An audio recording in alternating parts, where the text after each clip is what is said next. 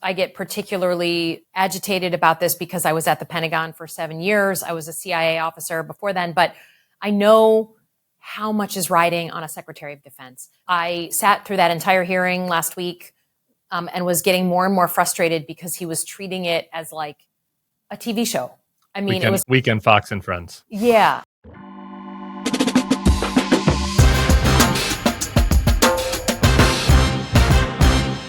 And we're back. I'm delighted to welcome, for the first time, Democratic Senator from Michigan, a former 3-term Congresswoman. She was a CIA analyst and served 3 tours in Iraq.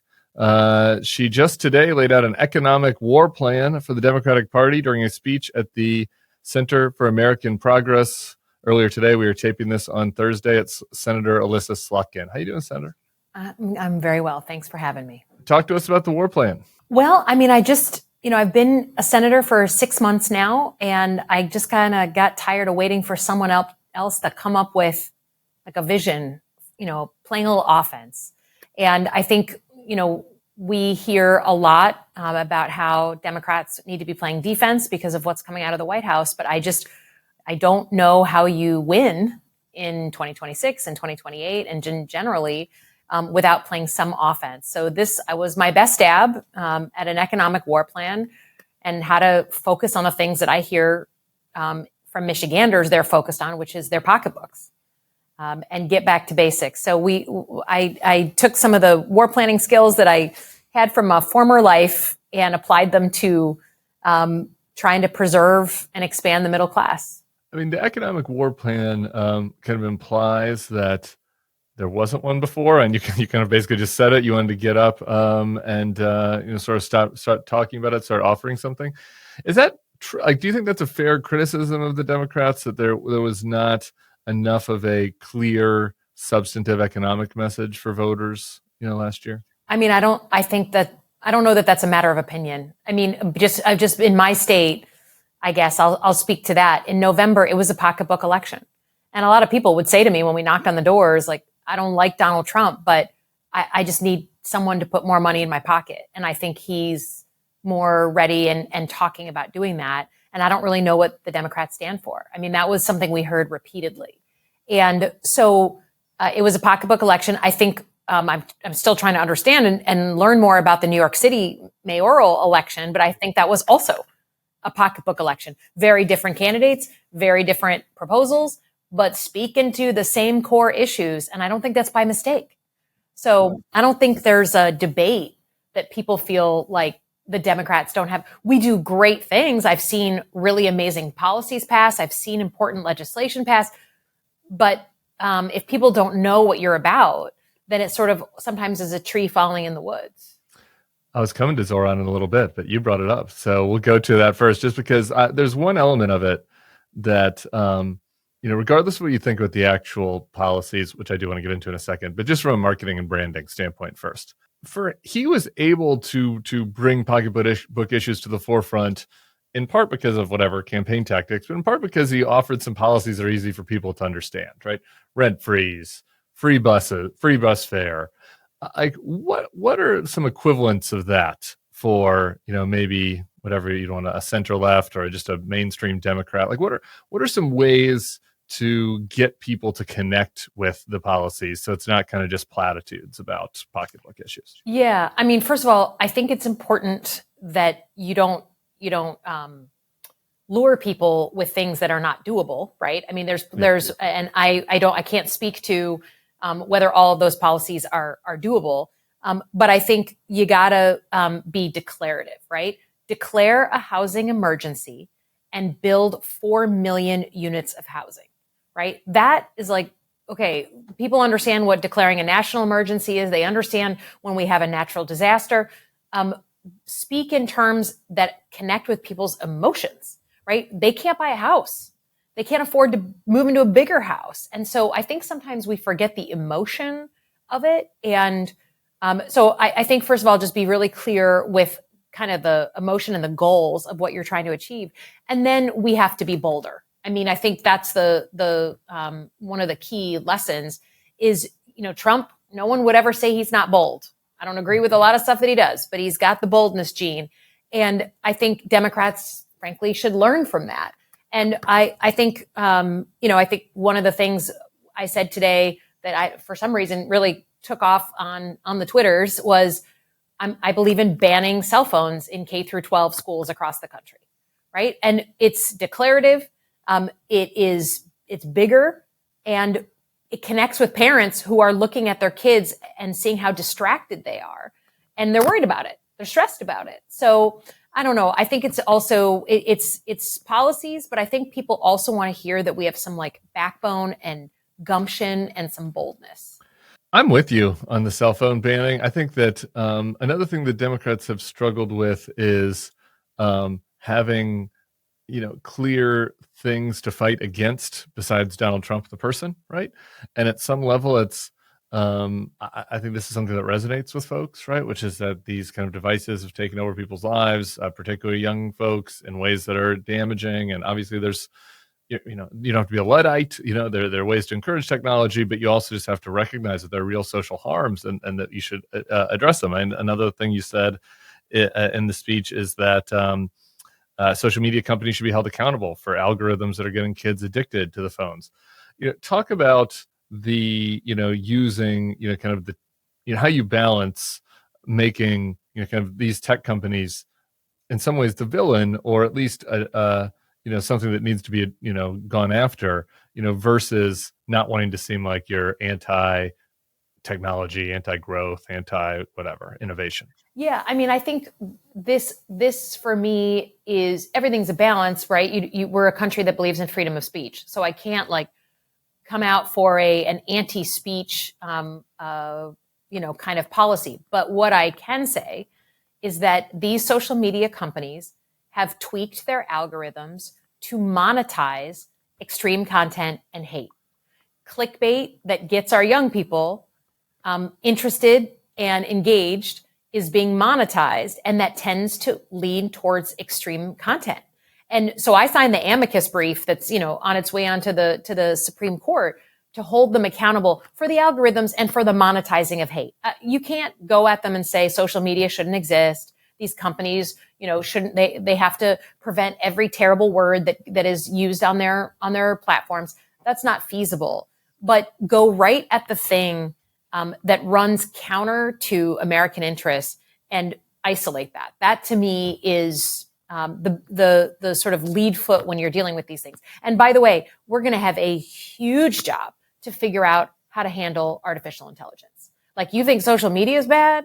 I mean, figuring out the left and right limits of artificial intelligence is going to be a project of my lifetime, right? And that's tricky, right? Same thing when you think about bringing artificial intelligence into our schools. We want our kids to have facility with this technology. They're going to need it if they're going to get, the jobs of the future. But you don't want to give it to them so early that they lose the training and critical thinking skills.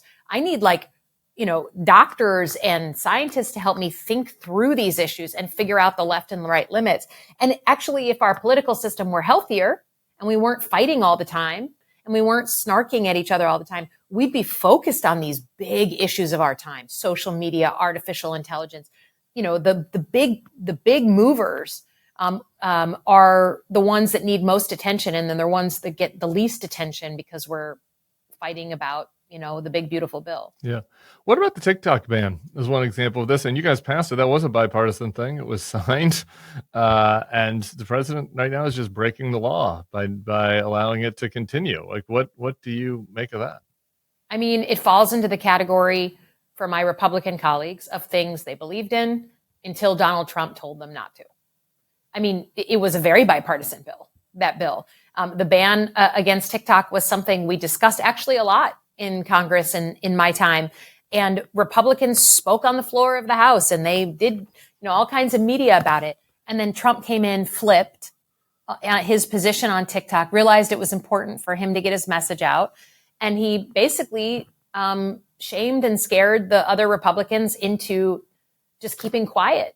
And so there's so many issues on a given week where my Republican colleagues who have believed in something all of their lives give up on it because they're scared of Donald Trump or scared of their own, losing their own election. I see it all day, every day. There was one tension in your speech for me a little bit, and it's something that I feel as well as somebody that likes the capitalist system, wants people to be able to feel like they can go and be wealth creators. But you said in the speech, essentially something to the effect of that we should stop demonizing rich people, we should stop demonizing success. The part of it's like, don't some of these rich people need to be demonized? Don't the people in charge of these algorithms that have amount of wealth that is like unimaginable not that long ago, who are influencing the government, who are inviting Trump to their weddings? I mean, like, don't these guys need to be demonized? So I didn't say, stop hating rich people. I said that we got to stop vilifying success. We want people to succeed. Yeah. We also want them to play by the rules and the same set of rules that you and I and everyone listening have to abide by. And that is where things fall off, right? You can have very, very successful people who give lots of money. They hire lots of people. They're good humans. But then you get a lot of people who make all that money and they abuse their power. They get to skip out on playing by the rules. They abuse the system and manipulate it. And those people should be held accountable. But I think the thing that keeps coming up, I hear it from people in Michigan. They think that Democrats hate like small business owners, right? The guy who owns my grocery store, Holly Foods in Holly, Michigan, right? He's an immigrant. He's done very well. He bought one grocery store, then 3, then 7, right? He kept expanding. And he's like, I don't feel like I have a home in the Democratic Party. I'm a small business owner. I play by the rules. I pay my taxes. I'm struggling here. And I feel like you guys don't appreciate hard work and success. And that's not what I want for the party. There's a big difference between a small business owner who's doing well and like a major global corporation that's exploiting their workers. They are very different humans and very different problem sets. So that to me is the point, is that let's not just like be against anyone who's successful. And I think there are certainly voices in our party where that comes off that way. Yeah. Which takes us a little bit back to the Zoran question in the mayor's race. And, I mean, it's just one race. It's just a municipal, election, but it's in the biggest city in the country. The Democrats, like the establishment Democrats, kind of circled the wagons behind somebody that had a lot of issues. So maybe that is the problem that you could identify. But nonetheless, you have this DSA, an avowed socialist, that is likely to be the next mayor. Do you feel like comfortable in the same coalition as him? Are you worried about that? Are there specific things that worry you or excite you about the prospect of Zoran as mayor of New York? I mean, I think I will be honest that I've not been a great student of the New York politics. So I don't know a ton about it and a lot about his policies. But I think the message was clearly voters want someone who speaks to their pocketbook, and B, they want a new generation of leadership. I mean, that is a theme that I am seeing all over the country. I think it might be a hangover a little bit from what happened with President Biden, right? It's just like, we want new, not the folks who have been there forever or the establishment or whatever you want to call it. I think those two themes I see everywhere in the country right now. So I think it's part and parcel of that. I'm not 100% sure. I certainly know that Manhattan politics or New York politics are not Michigan politics. There's differences. I think people have to represent the area that they're from, and he's clearly winning in the area where he's from. But I do know that coalitions, math is important if you care to win elections. If you actually give a crap about winning, which to me, coming from a swing state, is the preeminent thing that I care about because of what happens with the policies if we lose, you got to have math. And math means a big, broad coalition of people. That means we need to figure out how to work together and work on the issues that unite us, which is why I worked on an economic war plan, because economic issues tend to be a place that has a broad spectrum of supporters, moderates, progressives, everything in between. I think can get with the program of needing to deal with our economy so that we can preserve some semblance of a middle class. Yeah. So there's an article recently about how think you're on a text chain with the moderate women that are totally going to lead in the party. A couple other friends of the Bulwark, Abigail Spanberger, Mikey Sherrill, who have now both moved out of D.C. wisely, running for governor of their respective states with the Democratic nomination. When you think about that, like you're talking about that coalition politics and that math, and it's interesting, right? That like basically in the Republican Party, everybody's running in the image of Trump, like at this point. That was not the case 20 years ago. But you're going to have this off-year election where you have your fellow, however you want to brand it, moderate, women running in New Jersey and Virginia, and you've got this a Democratic Socialist running in New York. Like, is that a workable coalition for you? When you guys are on the chain, are you like, we can learn stuff for Zoran, or we might have to distance ourselves from this part of the coalition? Like, how do you balance that? Well, again, I mean, I've never met him. Maybe not him personally, just in the picture, AOC, other people in the DSA that are in, I do feel like you got to distance yourself from them, or that like, okay, this is a big, broad coalition. We got to learn from how they've successfully leveraged social media or whatever. I mean, I think that in a diverse coalition, I think about it, I guess, in military terms, right? Like when you go to war or when you launch an operation, you have different teammates who are doing different things, right? You've got the infantry right up front, hand-to-hand combat if they have to. They're in the mud. And then you've got the air cover in the back. You've got logistics. You've got the tanks. I mean, you've got a lot of different things happening. But you need all those different players to be successful. And they need to work together. They need to communicate. They need to be on the same page on what the goal of the mission is. That's how I, in an ideal world, would see what Democrats are, is that we're working together and we each bring our strengths. There is no doubt that the social media game that we just saw in New York was strong, and there's lessons to learn from it. I just want to also be clear that there's lessons to learn from people who win in red and purple places, and that you please don't litmus test me out of your damn party if you like to win. And I think that's the two-way street we need to be on. And I mean, my job here in the Senate is to work with anyone who's interested in things that are going to make Michiganders' lives better. Honestly, it's my job to work across the aisle, even when I don't like it. It's my job to work with the most progressive members of the Senate, even when we don't agree. My job is results for Michiganders, and I do not care who you are and what you're, I got to get things done for my people. And that's how I approach kind of teamwork. Yeah.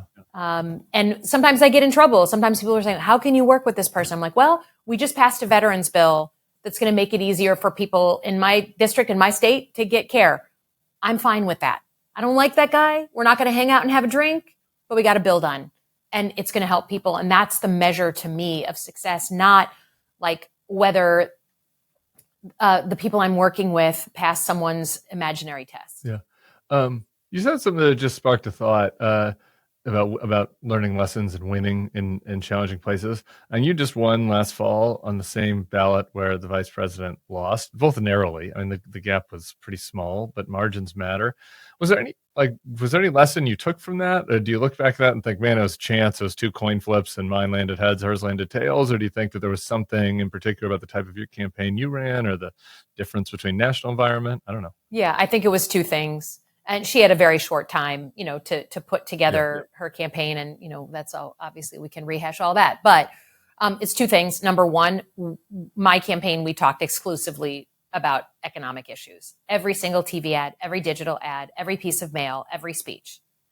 And then, again, on the national level, people couldn't get a sense of what the big issues were for national Democrats, for Kamala Harris. She liked everything, or she believed in everything. And so they didn't know what were her priorities. And then number two, it's much more ephemeral, but just some alpha energy. I keep saying this. I think Democrats have lost their alpha energy. I think we need to be tougher. I think we need to have a plan. We need to get like our coach energy up, which means you light a path through the dark tunnels so that people know where you're going. You hold people accountable when they screw up, and then you hug them and cry tears of joy when we succeed. And that in my union halls, in my small businesses, at rallies, whatever, I could feel people wanting that. And they see that in Trump. And I think I had just a couple extra ounces of it than the average Democrat. Speaking of alpha energy, you went at the Secretary of Defense in a hearing a couple days ago over whether or not he'd have the courage to say no to Trump like Mark Esper did when it comes to military and going after American civilians. I'm wondering what you made of that exchange, as well as his performance earlier this morning, talking about how Trump had the best bombing in the history of bombings.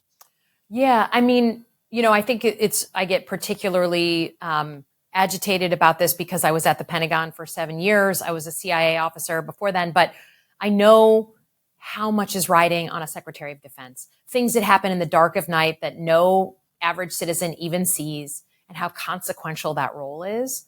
I sat through that entire hearing last week and was getting more and more frustrated because he was treating it as like a TV show. I mean, it was Weekend Fox and Friends. Yeah.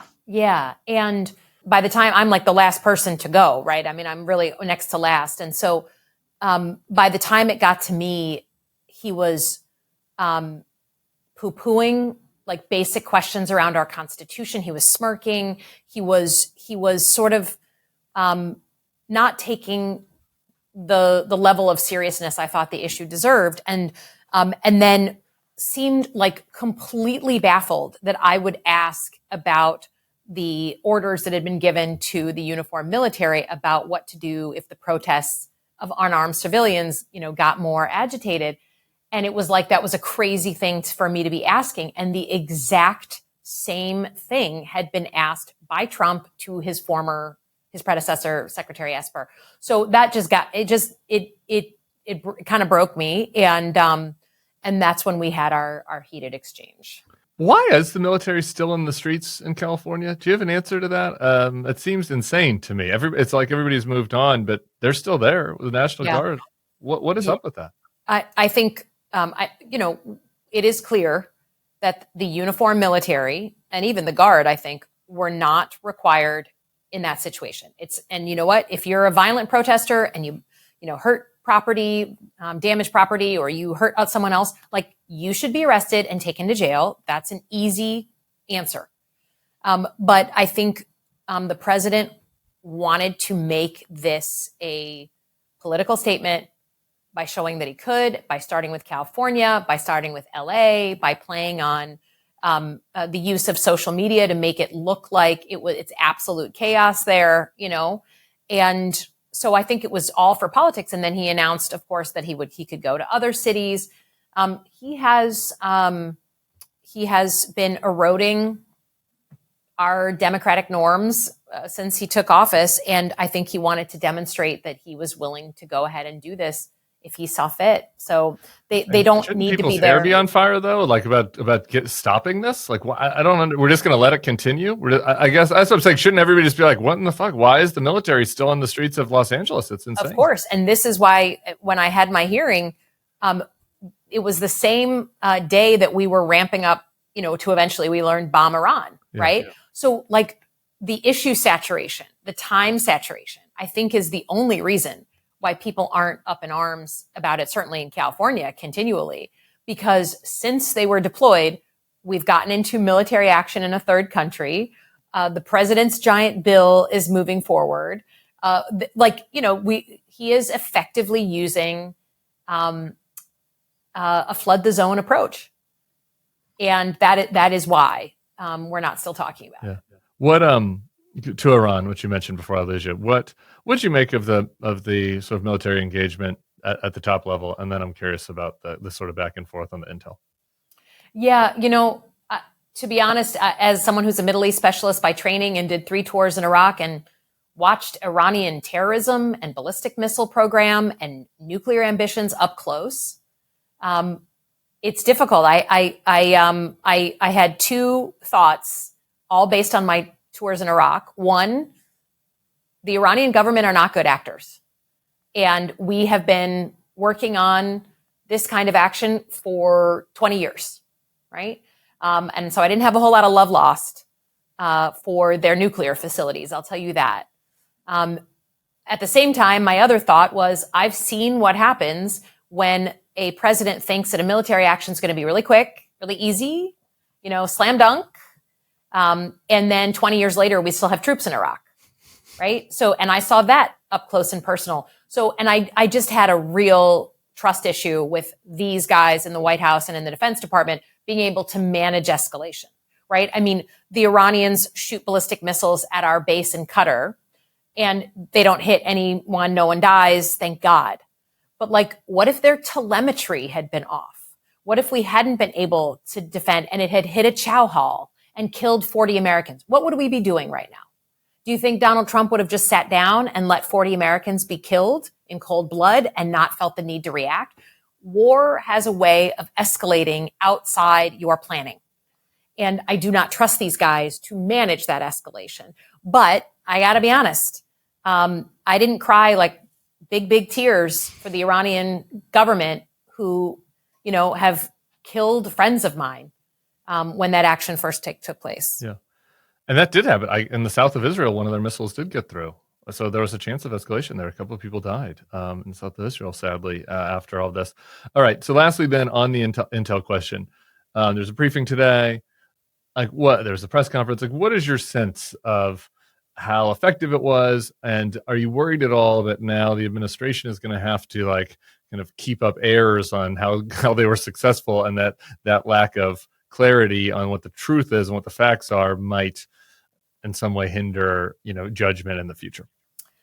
Well, I just got out of the briefing, and obviously it's classified, so I can't talk a lot about it. It was, Tulsi Gabbard was not there. That was very obvious. And when you don't have your director of national intelligence at a briefing, that sends a signal. I would say a couple of things. What is missing, I think, for most people is trust that any of the assessments that are going on by the career people are actually being read, absorbed by the president, right? The president's kind of spouting off about how awesome it was, and it did this and it did that, and he's contradicting his own DNI. And so you lose trust, and then you get people who come in and walk you through the details. I actually think that this operation was significant, and I think while it will still take quite some time to figure out exactly what the battle damage was, exactly how far back it put their nuclear program, there is currently no air defenses over Iran. Facilities were destroyed, and not just the facilities that we went after. There was a pretty systematic approach to their facilities that I can say I feel strongly at least set them back significantly. Whether that's permanent, whether it's this, that, and the other, we can quibble. But I think I will also say it's not just about measuring, amounts of uranium. It's also the message it sent to the Iranian regime. They sued for peace within 20 minutes of the United States striking. And I don't say this because I love Donald Trump, God knows. But just factually, they wanted a ceasefire and were ready to go in for a ceasefire very quickly.